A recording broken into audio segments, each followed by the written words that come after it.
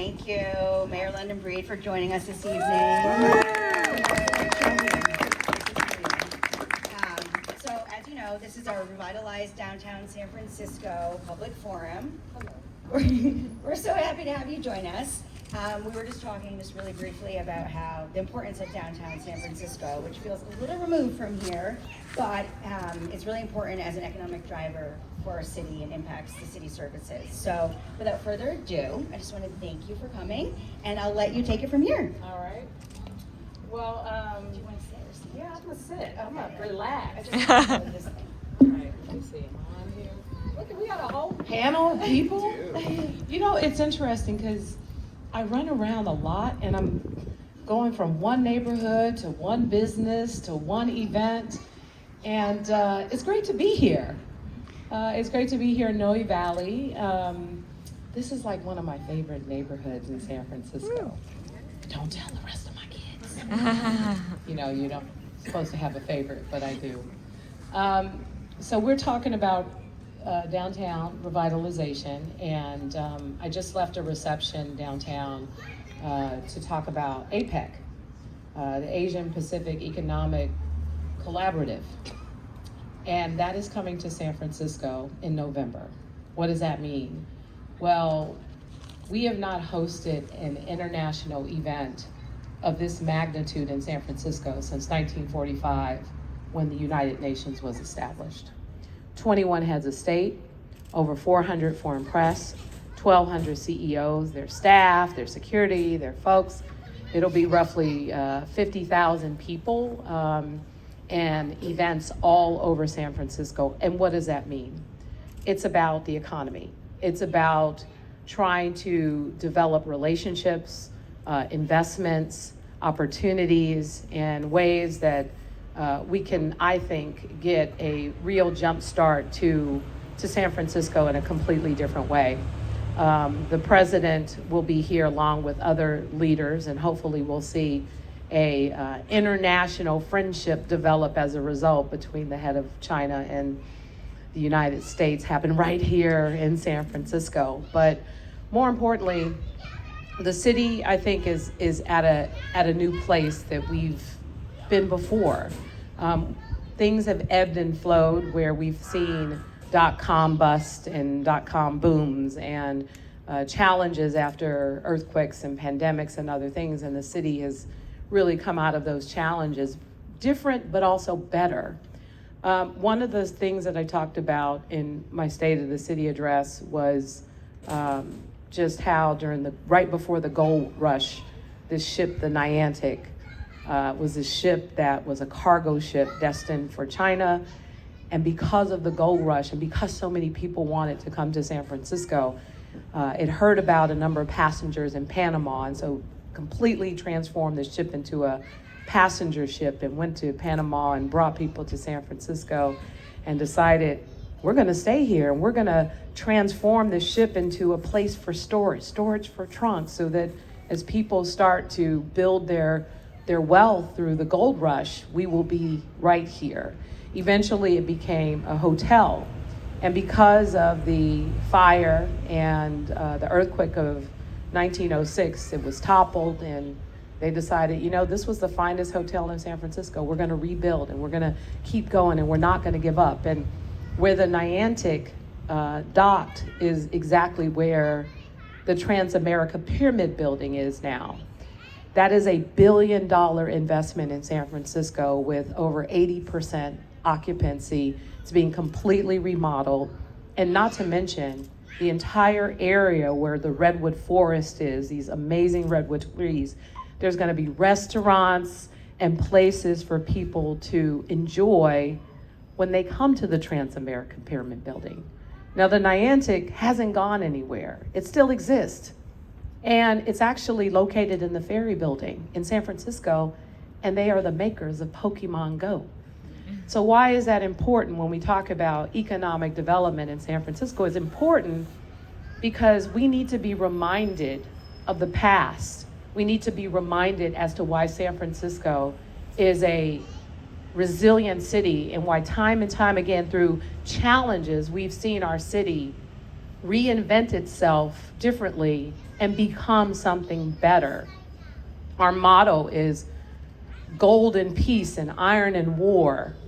Well, many times people have come to this city and have developed and made a lot of money financially, companies have been started here. The television was invented in San Francisco. The Chia Pet and the guy who just passed away who invented the clapper right here in San Francisco. The first Earth Day in San Francisco.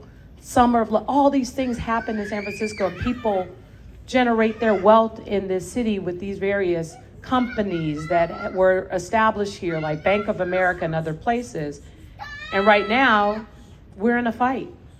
We're in the fight for the economic future of our city, and we need those same folks who have really benefited financially in San Francisco to now invest and be a part of the future.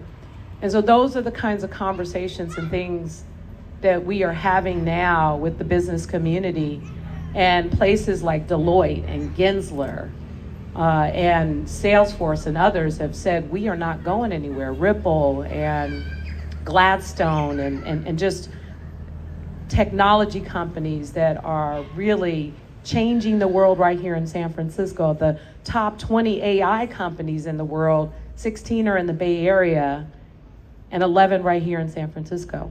People who moved to Austin and Miami and other places are coming back. And this is a rough patch, and it's been difficult because the vacancy rate in San Francisco for office space is at close to 30%, yet for life sciences, for people who are looking for lab space, for climate tech and all these new industries around the life sciences, the occupancy rate is less than 4%. Gladstone, who I truly believe are gonna be the people who create the breakthroughs for things like Alzheimer's and cancers and other things. They're based out of Mission Bay, and because they could not find sufficient space, they're cutting they're cutting open one side of their building and adding another 10,000 square feet of lab space to continue to do the amazing work that they're doing. Astronis is a satellite company, and satellites used to be huge, like the size from here to here. Astronis is making a satellite that is really the size of a small box. They are developing it, testing, and manufacturing it right now in Pier 70. And the point is, there are a lot of great things that are still happening in San Francisco. There are a lot of companies that are committed. Levi Strauss, founded here, committed to San Francisco. Ripple is about to open a new amazing office space. So there's still innovative and exciting things going on in our city. And what this means for us is it's an opportunity to start reimagining what San Francisco is. Not what we used to be, but what can we be in the future? And we can be something different. Instead of limiting what people can do, instead of saying, no, you can only do retail here. You can only do office here. You can only make this happen. It's how do we get to yes? How do we create mixed use options downtown? The old iMagnum building is becoming retail. Well, it has been retail, but it's gonna be retail, office space, and housing. The old iMagnum building, and it took an additional 3 years that it should not have had to go through a process in order to convert, to allow it to move in a direction like this. Diversifying downtown, it's what's gonna help downtown become more sustainable, because it can't be just the financial institutions and then the collapse of our banks and all of a sudden downtown is over, or just retail, because we know retail is changing considerably.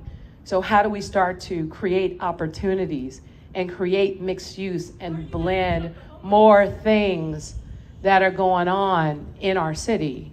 And so the goal is to really get us to a better place as it relates to our economic recovery. And I am looking forward to seeing our city move in that direction. So today's discussion was my understanding about our economic future and our economic opportunities. So I'm hoping if there are other questions, that people will not be disrespectful and interrupt me, but respect the venue and respect the opportunity for people to share or ask questions when given an opportunity. I have a question for you. Thank you. Thank you, Mayor. What can we in Noe Valley, feeling a little removed from the downtown core, do to support the recovery? I think part of supporting the recovery is, I work really closely with Supervisor Mandelman. And so right now there is a budget process going on where deliberations are happening. And so there's a lot of public safety requests in that budget, and it looks like it's going to be intact. There are a lot of resources to help address challenges around homelessness and housing. And, we think we're going to get to a really good place. So part of what Noe Valley can do is, of course, to continue to communicate and work with your supervisor, who I believe is already on board with a lot of these changes right now. And some of the things that are a little bit more challenging are some of the tax changes that I'm proposing. Some of the tax changes include some delays on gross receipts tax because of the uncertainty, the economic uncertainty of the future of business. Most of our taxes to pay for all of the services we provide are primarily generated because of downtown. About 70% of those resources are generated there. So to have a thriving downtown economy to cover these services, we need to make sure that we're getting business back to San Francisco. And so making a number of adjustments to our tax structure, not just the temporary adjustments that we are proposing in this budget, but the long-term complete revitalization of our tax structure that we're going to be proposing on the ballot next year. We're going to be working with community groups, business groups, labor leaders, and others to try and reform our tax structure to develop some level of economic certainty so that business wants to continue to do business in the city. In fact, since 2018, we've had more than 14 new taxes passed in one way or another. And one of the biggest complaints we've had from the business community, mostly on the retail side, is the economic uncertainty of what happens when we continue to put these items on the ballot and see these taxes pass. And that is one place where it could be of a lot of help. Thank you. Thank you for coming. Oh, that's it? Well, you're welcome to hang. Well, we didn't establish it to have like audience questions. But people are doing, okay. Yeah. So you're kind of off the hook on that. Okay. I'm okay. It's whatever you want. Okay. Well, you know what? You just stay and visit for a minute because we're going to talk. Our first question, I will direct it to all of you. We'll start with since you were just talking, we'll go this way down. So, what makes a vibrant city? That is a question for everybody, and that's sort of just how we're going to kick off. Alexander? Well, I think vibrant cities manifest themselves in different ways across the U.S. and the globe, but in general, they have very strong ecosystems of innovation. And we are fortunate enough to be in that position. So for us, it's a good starting point. And also, generally, cities are places where are gateway cities. Those are generally the more economically vibrant places, and San Francisco also is a place of gateway city as well. So international migration, hugely important. Talent node, hugely important. As we are receiving center for that, that's really useful. And then finally, knowledge center. And a knowledge center is usually with universities and things like that. That's what drive economic growth and vitality. And again, we're pretty fortunate not necessarily to have it directly in San Francisco, but in Berkeley and Stanford. Thank you, Alexander. Marisa, and just there were people who weren't here before for introductions. That was Alexander Quinn from JLL, Marisa Rodriguez, Union Square Alliance. Yep. Yeah, I would say all those things. And for innovation, for having space to feel yourself, to feel included, all of those things really only happen when you feel safe. And I think that's probably the one place I'd start with an opportunity to be vibrant and feel good and thrive. You can't pass go without clean and safe. Robbie Smith, Downtown SF Partnership. Thank you. Sorry, Robbie Smith. That's okay. I mean, for me personally, it's a sense of place and belonging. And I remember my first trip to San Francisco. I had got my driver's license, and no, I won't tell you what year that was. But my cousin and I took our first road trip, and we decided to come to San Francisco, and we parked at Fisherman's Wharf, and we walked up and down Pier 39 through Chinatown to North Beach and landed in downtown. And I was just immediately, I think, just taken back by what an incredible place this is, and having to come back years later and actually working and living in the Bay Area is, just been an incredible journey for me. So I would definitely say just that personal sense of belonging to a community. Chris, Keene? Yeah, and so just to kind of build on everything that's been said, I think the way that you create a community is you have a place where people connect. They feel safe, they feel good, and they have some way to come together. And that's really what this space is here. The town square in Noe Valley has just been phenomenally successful in kind of bringing this community together. And Slow Sanchez has been another way to bring people together. And the Bricks project that we're leading now is to try and create a true town square for downtown in Embarcadero Plaza, which is right across from the ferry terminal. And it's generally pretty empty. So how do we create something really special there where people can come together and celebrate San Francisco arts, food, and culture, and use that as a way to kind of help build reasons for all of us to go back downtown. Thank you. Mark? Nagel? Oh, yes, thanks. Sharing. RescueSF? Yeah. So a vibrant city would be a city that attracts people to live, to work, and to visit, right? So there are people residents, there are businesses, there are tourists. All three of those groups share certain commonalities, certain things that are important to them. Some things might be different, but a basic element would be just clean and safe streets. Right? If you're a resident, you're a business worker, a tourist, that's what you want to see in the city. I know the mayor's working on a lot of really important issues she mentioned, and of course one that's obvious to a lot of people is clean and safe streets. And I think all the things that we're doing on the business side to incentivize businesses to be here has to be accompanied by an effort to address this fundamental issue, right? We shouldn't do things in spite of that, in spite of the fact that our streets are not clean and are not safe, but to make them clean and safe too. And you can go on top of that, things about adding in, once you have clean and safe streets, then you have places for people to visit, or amenities will be here, whether it's shopping or entertainment. It all comes down to the basics about what the streets are like for people. Yeah. And I want to just talk a little bit about the clean and safe street component, because based on this more recent budget, I am feeling optimistic about our ability to deliver on that. In fact, I've been really grateful to the Department of Public Works, who tirelessly really goes out of their way to clean up the city in so many different neighborhoods, but especially consistently in the Tenderloin and the South of Market areas. And an hour later, you would think that no one even touched these particular areas. I've witnessed it on numerous occasions myself, and having the resources to clean up the streets is one thing, but the challenges that we have with the people who are in some ways creating a lot of the problems is quite another.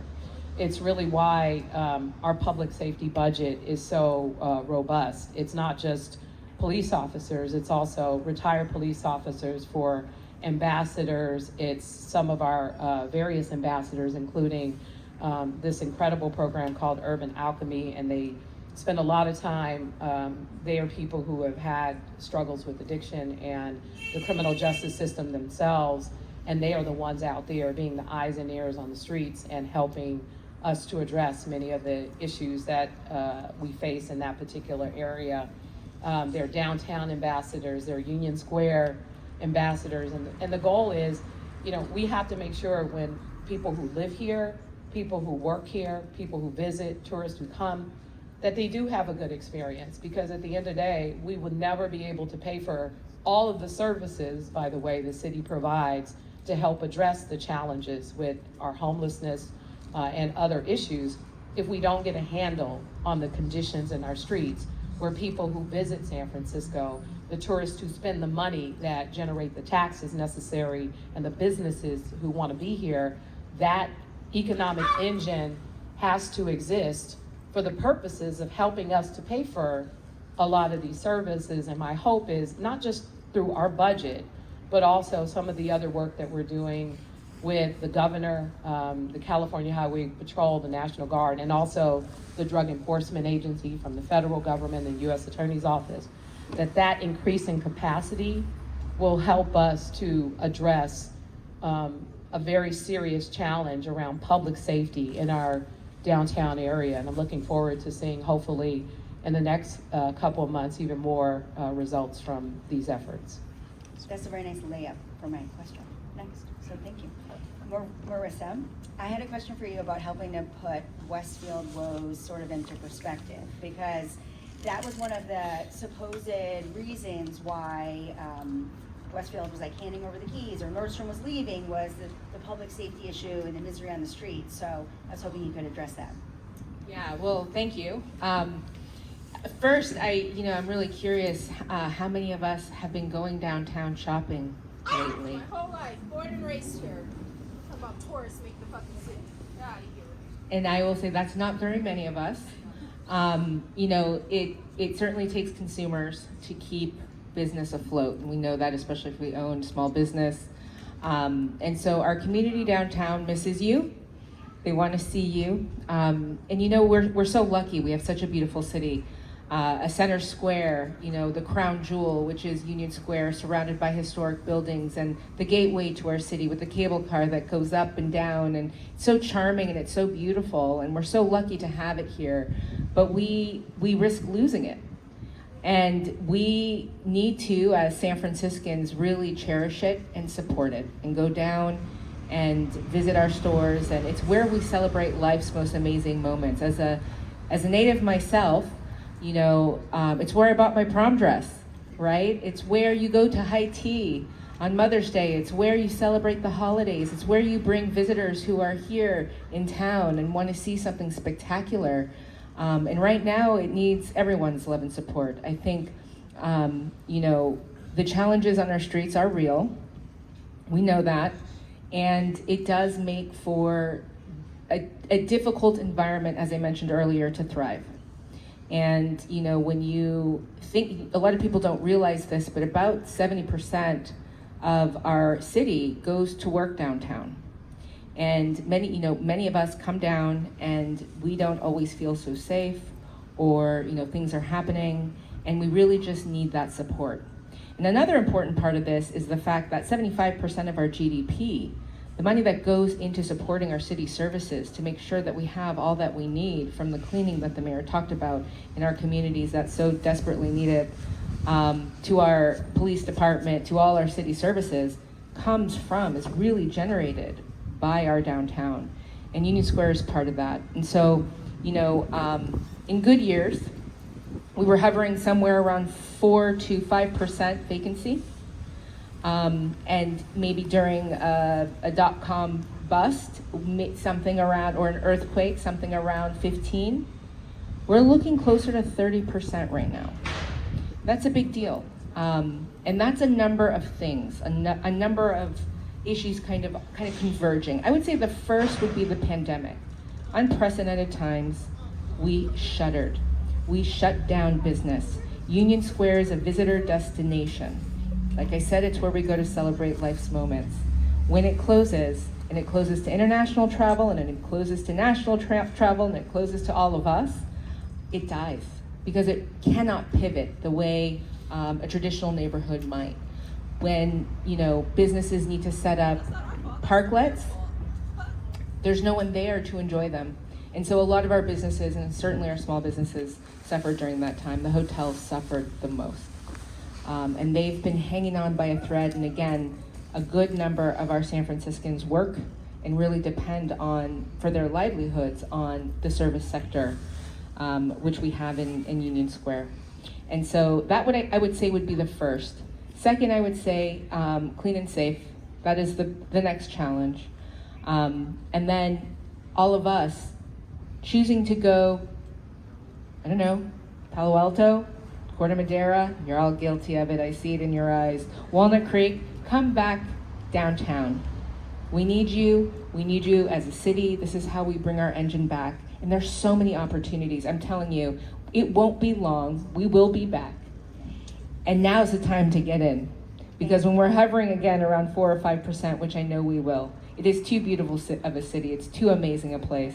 We will get this right. I think this is a great opportunity to reset and say, okay, what do we truly value as San Franciscans? What do we need to really face and address? We have an opportunity in this upcoming election too to really be involved, not rely on our friends, call up Carrie last minute and say, what do I do? I have to vote tomorrow. No. Be involved, be engaged. This is your city. Let's make it work. Thank you, Marisa.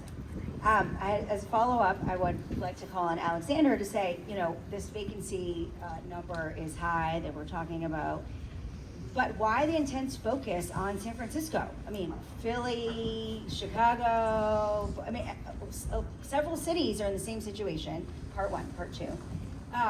What can we do to bring our rents down so that we can fill up those offices? So for the first one, I think people like making blame of San Francisco. San Francisco has been the preeminent leader in innovation for the last decade. And I always equate it, I'm an economist, I always say it's like being a Bay Area economist is like being a Patriots fan. Everybody's rooting against you. It's exactly how I felt being in San Francisco. It seemed like everywhere I would go, it's like, I can't believe San Francisco keeps winning. And they're upset about it. And this doom loop of thinking about how do San Francisco is starting to fail is almost beautiful to some of these other cities that have wanted to achieve the same level of innovation. I don't want to say jealousy, I just want to say that it's a narrative that they like to hear. And I would say half of my job at JLL right now is countering the narrative that San Francisco is falling into the ocean.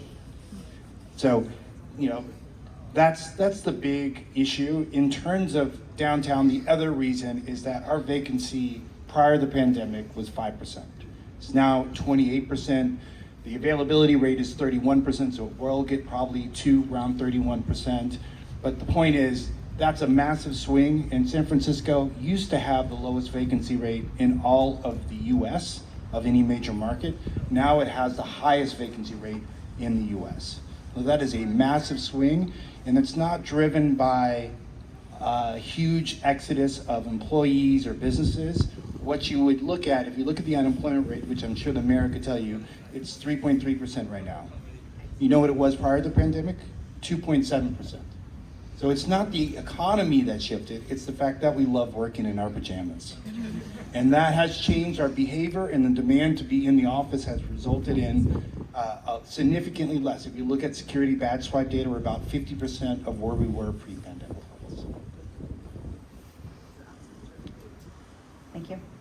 Well, I could keep going. I have so many questions about what we could be doing at the city level, like flexible retail legislation, conversion of office space to residential. So, but we kind of focus a little bit on the economy, so maybe we should I would like to get to Chris. We can kind of circle back if we want to talk nuts and bolts and legislation. But Chris, I wanted to hear a little bit about your theory on pockets of revitalization and activity, and something that we can pull away from the doom loop and be a little bit more hopeful about. If you want to tell us about your new project. Yeah, so during the pandemic, I was really involved in Sanchez, and then the work that was going on at JFK and at the Great Highway, and some of the ballot initiatives to really kind of take back our streets and make them more community streets, not all streets, but some streets. And as OEWD and RescueSF started advancing some ideas for renewing San Francisco, one thing that I felt was missing was, just selfishly, what are the things that would make me want to go downtown? What are the things that would bring me back to Union Square and back to Ferry Terminal? And I felt like a lot of the connective tissue downtown, the little coffee shops that you used to go to and the places you would meet people for business meetings and whatnot, a lot of those are gone. And so where do people go to connect downtown, to really feel like they're in San Francisco and to have that special experience? And I'm working with Eric Iceland, who has been a longtime promoter and currently runs Club Fugazi and the RescueSF show. And if anybody hasn't seen it, you should just go. It's fantastic. And that's a really great example of something wonderful that's come into San Francisco in the last few years. So Eric and I got together and started talking about how do we create a town square downtown that is going to draw people from the city, from the Bay, and around the world to celebrate San Francisco art, food, and culture. And we picked the location of Embarcadero Plaza, which is this big red brick plaza with a kind of a dilapidated fountain in it. And the goal is to really make that into just a wonderful hub. If you've been to the area in Hayes Valley where they put in various containers and they really activated that space and they just created this wonderful neighborhood feeling, how do we do that downtown? And so that's really what we're experimenting with. And we're looking to have summer bricks going this fall to kind of test out the concept. Summer in the fall. Yeah. San Francisco summer. And so what we found here in the town square is you just don't know until you start programming it what people respond to, and that's what we're hoping to do. Very nice. Robbie, I know you were recently traveling, just piggybacking on what Chris was saying. What sort of ideas are you learning from DC and New York for pockets of activity that draw people in and create foot traffic and reinvigorate spaces? Yeah, I recently went to New York City for a conference, and I stayed in Times Square. And as a visitor to New York, I thought, wow, it seems like a pandemic never existed here. But if you talk to the downtown organizations there and the workers there, they actually say the same things that we're feeling here in San Francisco, is that the workforce is not back, people are not coming to Times Square, visitorship is down, people are concerned about cleanliness and safety issues. And then having gone to DC, it's the same conversation in New York, DC, Seattle, Los Angeles, Boston. And so San Francisco, is not an outlier in that. It is not different than that. And certainly experiencing our own issues.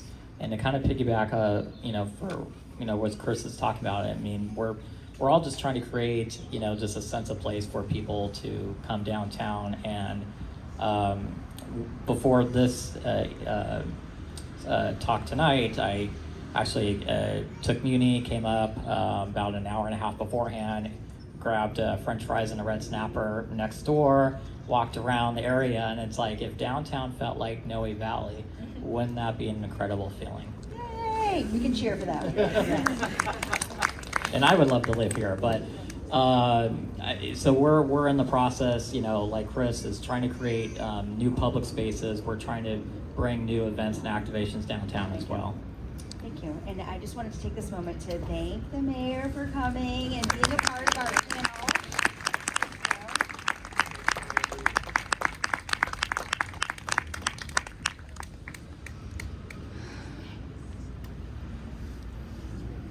Back where we were. Thank you again. So, Mark, I had a question for you. It's, I just feel like we just have to go right into the more sensitive topic about homeless population. And two things. Do you think that we're too compassionate of a city? And that is, progressive, democratic values are the reasons why we have over 7,000 people living on the street right now. And secondly, I guess I wanted to hear from you a little bit about the recent legislation from the mayor and the DA about public intoxication. If you don't mind tackling those two small things, that'd be great. So RescueSF is a citywide coalition of residents advocating for compassionate and effective solutions to homelessness in San Francisco. We meet with residents, we do this about 3 years. I'd like to point out that typically residents have two different emotions. One is compassion for the people who are suffering, and the other is frustration for the city's seeming inability to solve this problem, for the inconveniences, for the degradation that we're seeing in our neighborhoods and for our businesses.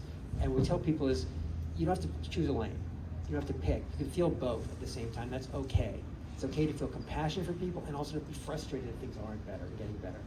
So as far as the city goes, there is in fact over time, there has been a definite bias to say, what can we do for people who are suffering, people who are homeless, and the city's policies, though, haven't done a lot to get people actually off the street. Maybe they get not enough people. It's sort of these slow flow people off.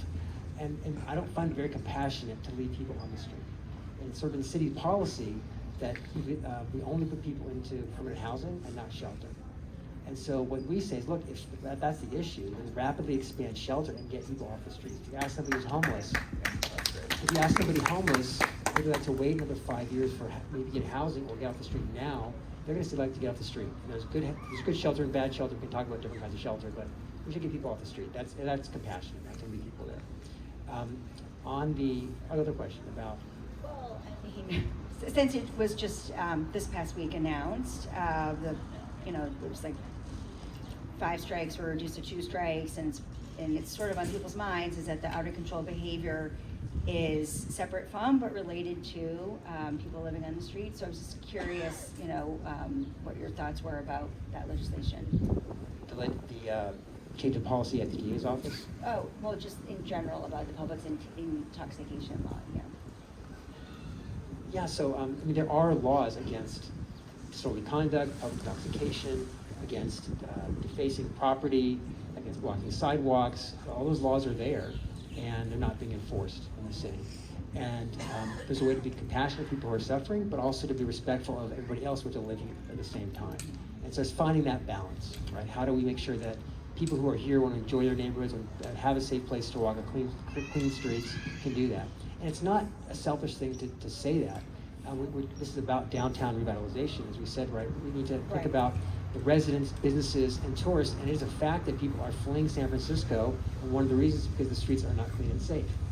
And so we need to take care of people who are homeless and find them a way to get off the street at the same time as we make sure that our streets, in fact, are cleaner and safer. Thank you. I just had a question about, since we're talking about clean and safe streets, the city is going to spend about $2 million, I think, in streetscape improvements for Powell Street. And so do we think that investments in Powell Street make sense, Marisa? And can you tell us a little bit about, sort of given that situation, and what we can expect, and a little bit more about that that announcement, that partnership? Yeah. So what we can expect, unfortunately, is a huge fight for this money. It's not a guarantee, unfortunately. So right now I have really our saving grace, which is tourism, and I have a line of tourists eager to ride the cable car, and all they're seeing is vacant shops and smelling what they're smelling, and it's really tough, and it looks really worn down, and just $2 million, maybe that sounds a lot, but it isn't. The idea was, we wanted years ago, even before I worked at the Alliance, the idea was a $20 million overhaul to actually flatten the street. If you recall, the first block of Powell at the cable car turnaround is 1 level, and they wanted to do that with the bricks and kind of bring it all the way up Powell Street, and it would just be absolutely beautiful, and it would be walkable and all of that, and just for the cable car and visitors.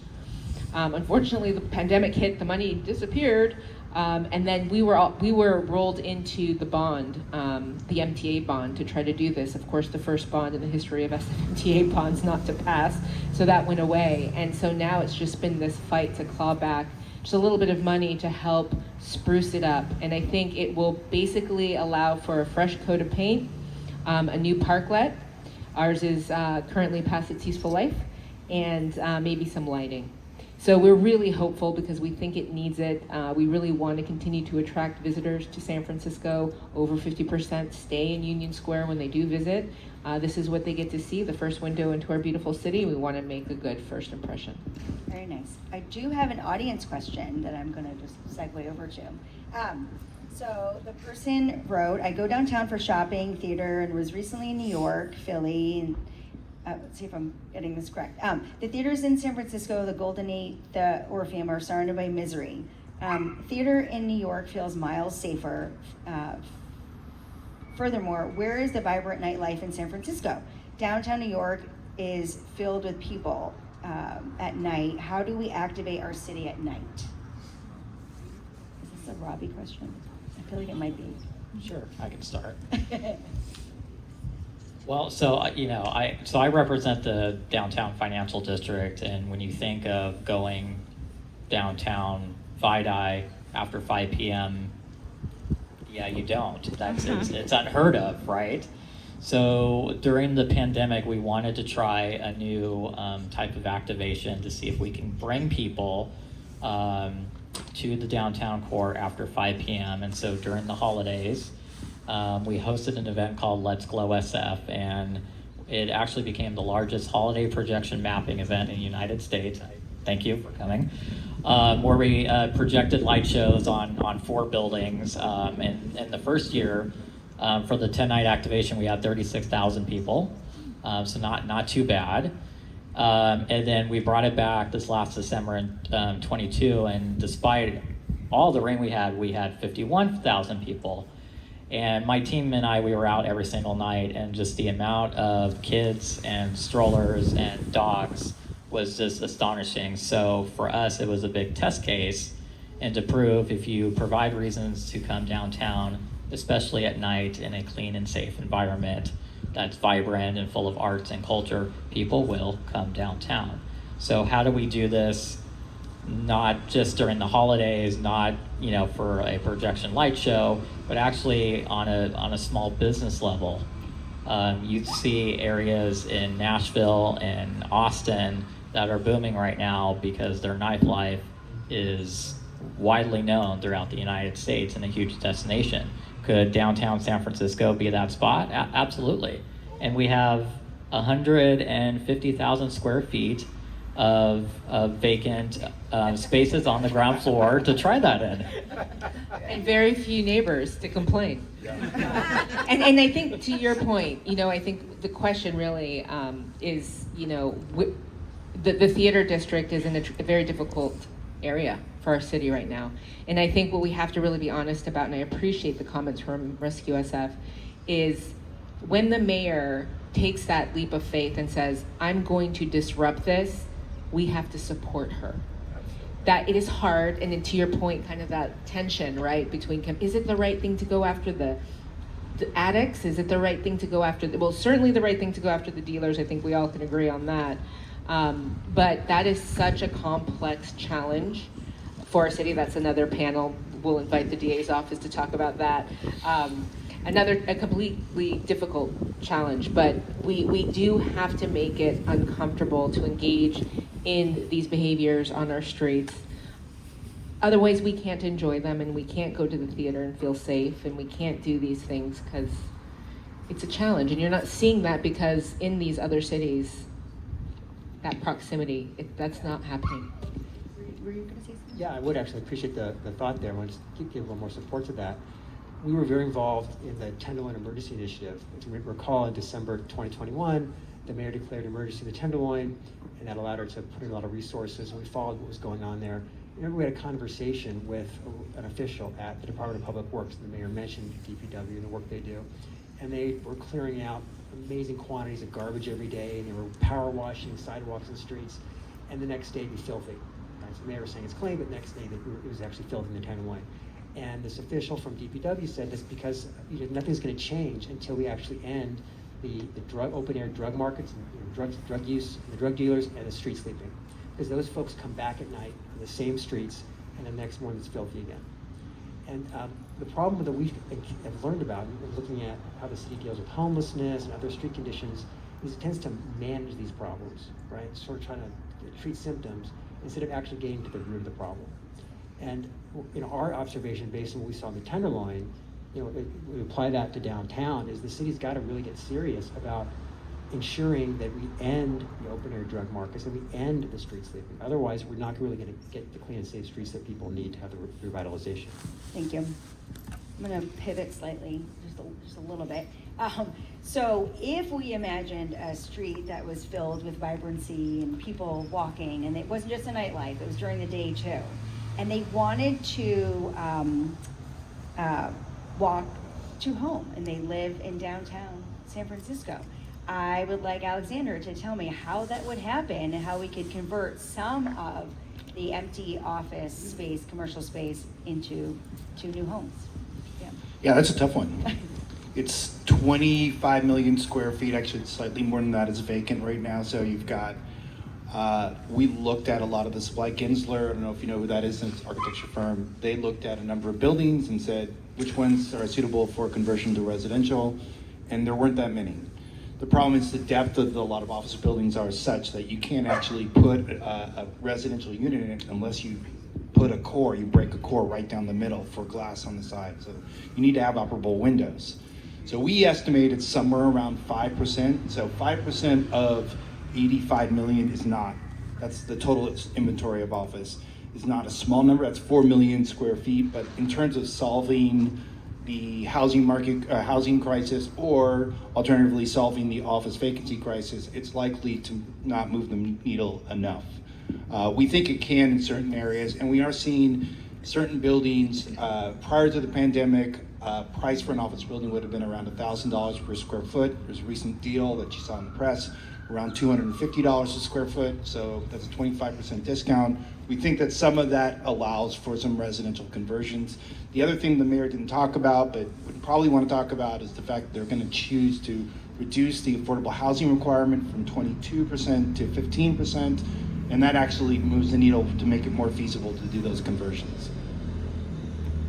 So, in terms of residential conversion, that's hugely important. If you go to Recon Hill, I'll make the argument that you don't see the activity you would expect, considering all those residential towers, and because the amenities in them, they don't move out on the street. So lower-rise buildings that are 6-story or lower are actually good in creating more activity than the high-rise buildings, simply because you're in these amenity towers that don't really make you spill out into the neighborhoods. That's excellent context, thank you. So say I was walking to my home in downtown San Francisco, and I wanted it to feel like I was in Europe. And I wanted to go into a little, get a baguette, or I wanted to go maybe to a perfume store like they would have in Paris. How would we create more small businesses on the ground level, and this could be Alexander, could be a Marisa question, that is different than how we're currently zoned? I can start. The barriers to entry are hard. Anybody will tell you there's multiple agencies that you have to go to get a retail establishment in San Francisco. That's one. Two is in downtown San Francisco, you're now dealing with a scenario where it's not 5 days a week, so 5 days of work, it's 3 days. So you just cut your business activity by 40%. So it's really hard to make that work unless we think of alternative uses like residential and others, like university uses, students, to bring them in to create the demand that really would rationalize spending over $300 a square foot in tenant improvement costs just to get a restaurant open or any other store. I believe very firmly that in the right environment, as we talked in the beginning of this conversation, that if you have safety, if you have cleanliness, if you have all of these elements and ingredients that just make it so yummy, everyone will come and celebrate together, and you'll have all of that. We really had a very vibrant downtown. I want to ask a question. Where in the United States do you think we have the largest retail footprint? Pick a city. Mall of America. I don't remember. That's one. Anyone else? New York. Okay, so Mall of America, New York. Mall of America is correct. Where is the second? Chicago. I've heard Chicago and New York. San Francisco. We are 7 by 7, Union Square. If you stretched out all the floor plates for retail, it would go from Union Square to McLaren Park. We are currently 2 miles vacant. It can be marvelous downtown. It really can. But, you know, post-pandemic, our behaviors have changed. And people are talking about, oh, you know, it's because we shop online and this, that, and the other thing. That is false.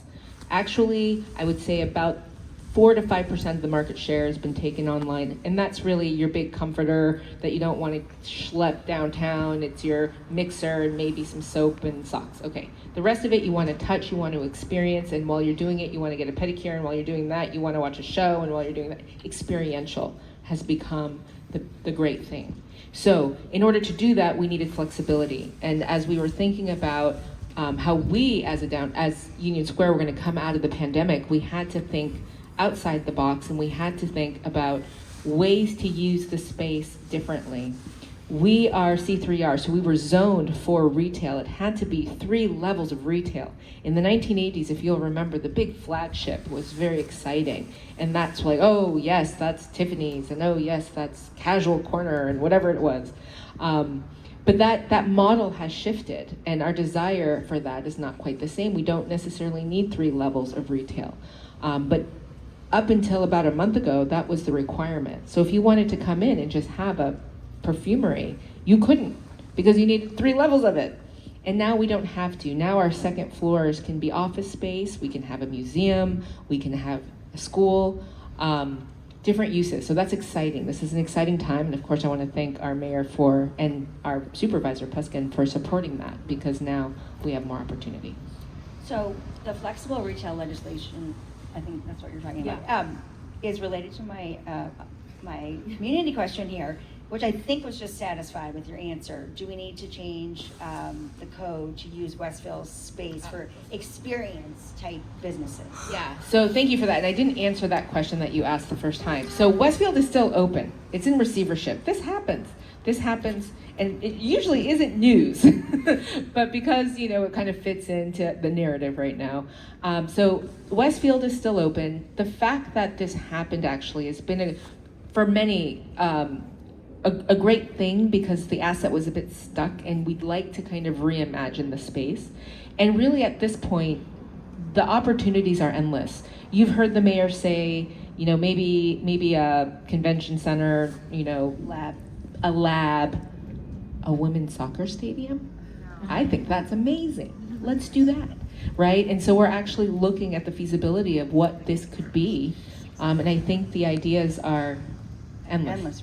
So I do have an audience question that is related not to what you're talking about, but of what we were talking about prior about cleanliness and safety. And Mark, you might know the answer to this. Who is accountable for improvement in results on the lack of cleanliness? And I mean, we're merging cleanliness and safety. It's like they're kind of 2 different things, but yeah.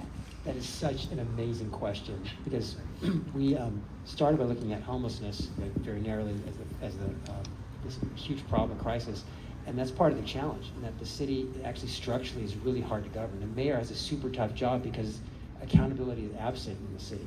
I mean, there's stuff that she could be doing in spite of that, but you know, that doesn't happen. Like in fact, in the homelessness space, there's nobody who gets up every day saying it's my job to end this problem. It's siloed or pieces of it. And so, you know, who does this? Who's responsible? Everybody passes the buck to each other. And in terms of cleanliness, they all point to other people. That's their responsibility. This one, you know, I do my job. It doesn't exist.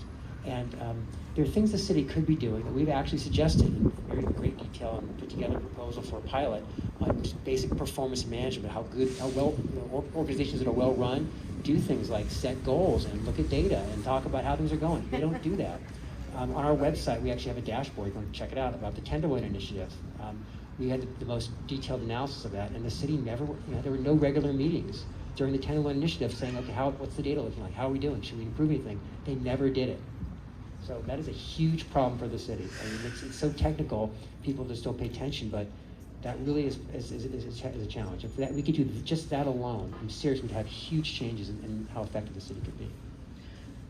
So two things related. I mean, we should wrap up soon. I want to be respectful of your evening, and the wind is coming in a little bit. But two things related to that. In terms of efficiency, I mean, essentially you're talking about layers of bureaucracy, like red tape, siloed. But the Urban Land Institute recently, did a report on downtown San Francisco, in part by looking at the downtown recovery plan and responding to it, and Spurs plan and whatnot. And it was brought up that the CBDs perhaps should be like Noe Valley Town Square, downtown SF, Union Square Alliance should all be merged under one umbrella for efficiency's sake. So I guess I have that question. What do we think about that? And two, I was gonna, unless we had more like burning questions from the audience, I was gonna end with, before my final announcements, with asking Chris about a neighborhood by neighborhood approach to sort of revamping this recovery effort for our city. So who wants to take the CBD question? Robbie. Having worked for 3 downtown districts, started out as an event coordinator and now an executive director. I've done every single role in terms of the bid, and it sounds very, very easy to do, but it is very, very complex. So there are there's 18 community benefit districts here in San Francisco. To put that into context, there's about 90 in New York and 1,400 worldwide. CBDs, business improvement districts, BIAs, tomato. And we are able to manage our districts on a very, very hyper-local level. So when the question was, whose job is it to keep the area clean, it's my job. It's Marisa's job. And when I started as the deputy director in September of 2020, good timing, downtown was completely empty, and every storefront on the ground level was boarded up. There was broken glass everywhere, graffiti that would span from wall to wall and building to building. And it took us months to establish just a baseline level of cleanliness to get ready for when or if people came back to work. But our challenges in the financial district are very different than Union Square, that are very different than Noe Valley into the Castro. But us as executive directors, we meet on a monthly basis actually talking about these issues and how do we figure out how to advocate for more resources. So our property owners are paying an assessment for enhanced cleaning, enhanced safety, marketing, promotion, and public realm improvements.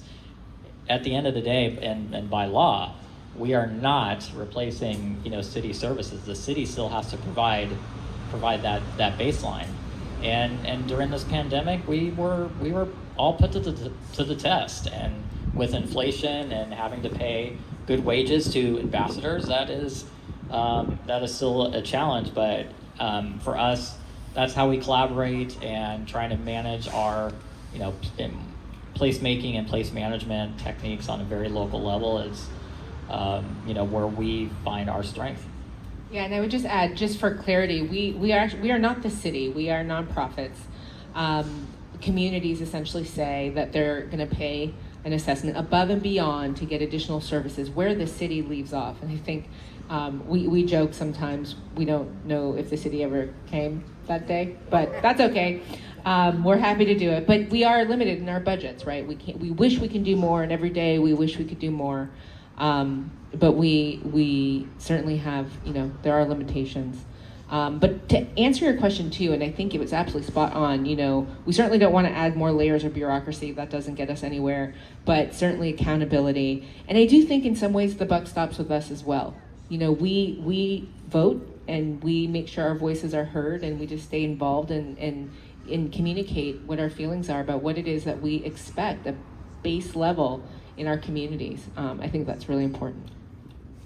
I was talking to a head of a CBD in a different part of town, and she was telling me that she was way overstaffed. I mean, she had like 4 assistants and was like slowly shutting them because she felt like the person before her had really staffed up unnecessarily.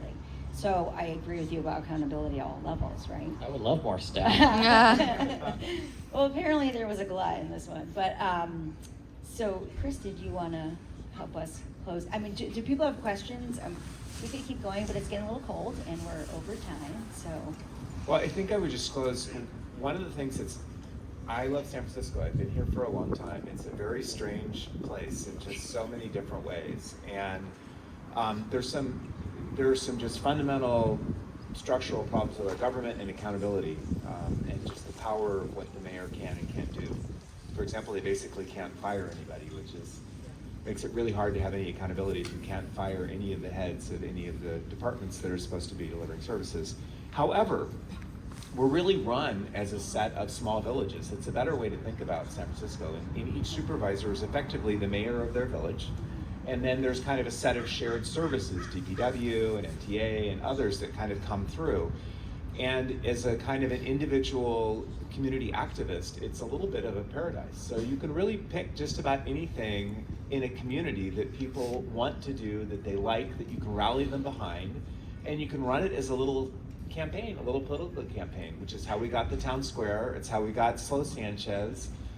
Once we figured out Slow Sanchez, we created a group of slow street mayors. So all of the slow streets around the city get together every month and talk about how to make their slow streets better and how to make their streets better. And so getting involved at the local level is actually quite easy here. And you know, you proved that, Carrie, just a year ago when you kind of brought the Democratic Club up out of the ashes, and here we all are doing really interesting things. It was 2 years ago. 2 years ago. Okay, time flies. I think the activism can be, really powerful. So to that point, how you all can get involved, we are thinking internally here as a group. A couple of us were talking about what perhaps Noe Valley Democratic Club could be doing to help downtown. I can send you a follow-up email on some of the ideas that were generated here tonight and maybe areas of action, whether it's within Noe Valley Democratic Club or within the organizations and projects that are represented here tonight. So we'll follow up with you about that. And I wanted to thank you all for coming. Yes, did you have a question? Can I just add Yes. one thing? Mm-hmm. I'm Lisa. Hi, Lisa. I've lived here a long time, and I worked in the Tenderloin for 40 years. So I just wanted to thank all of you for talking about how your ideas about what a vibrant community is. I especially appreciated the idea of people feeling they belong. I think that is one of the beautiful things about our city, that people have been coming here for decades because of their being ostracized somewhere else and being able to come here and be themselves. And some of that has been undermined because of how expensive it is here now. And if we can just keep that in mind, that one of the beautiful things about this market, this place in the market, is that it's all volunteer.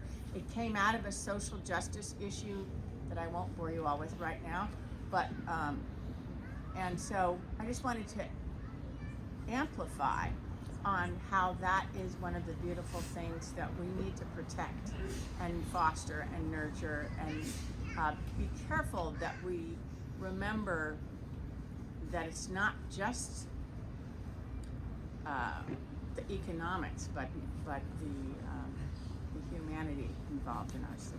Thank you. So well said. It's true. Yes. So excellent. Yes. Did you have a question, or?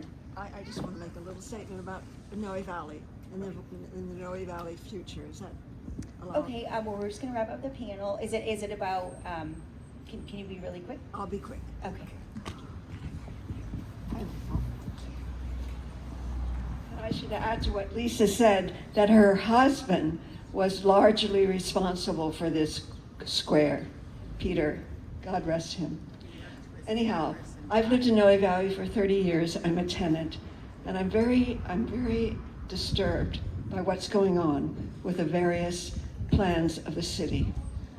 Noe Valley is considered by SB 543, I think it's called, to be a well-resourced neighborhood, which it is, meaning, well-to-do, beautiful shops, and so forth. And the plan seems to be what we should think about are all the shops and residences, commercial and residential, above these shops. They go from Dolores up to Douglas Street. And as I understand the plan, it's to upzone this in a very serious way.